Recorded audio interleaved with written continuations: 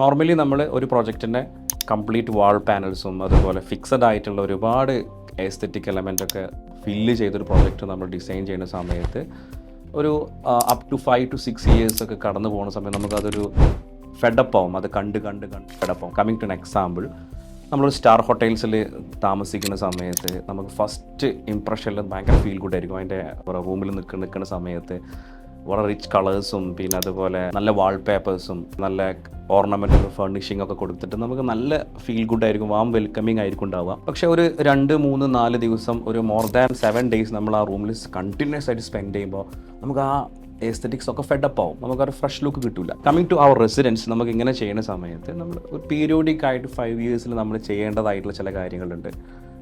നമുക്ക് വാൾ കളേഴ്സ് നമ്മൾ ചേഞ്ച് ചെയ്യാം, റീപെയിൻറ്റ് ചെയ്യാം. മേ ബി അത് ഷാബി ആയിട്ടുണ്ടെന്നുണ്ടെങ്കിൽ റീപെയിൻറ്റ് ചെയ്യാം. ഫാബ്രിക് ഡിപ്രസ്ഡ് ആയിട്ടുണ്ടെങ്കിൽ ഫാബ്രിക്കൊക്കെ നല്ല ഈ സോഫയുടെ ഫാബ്രിക്സൊക്കെ യൂസ് ചെയ്ത് വോൺ ഔട്ട് ആകുമ്പോൾ ആ ഫാബ്രിക്സ് നമ്മൾ ചേഞ്ച് ചെയ്യും.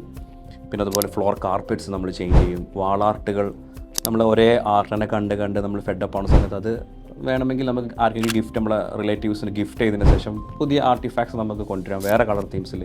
കേർട്ടൻസൊക്കെ നമ്മൾ ഷാബി ആവുന്ന സമയത്ത് ആഫ്റ്റർ 5 years ഒരു റിനോവേഷൻ, റിഫർബിഷ്മെൻറ്റ് നമ്മൾ ആഗ്രഹിക്കുന്നുണ്ട്.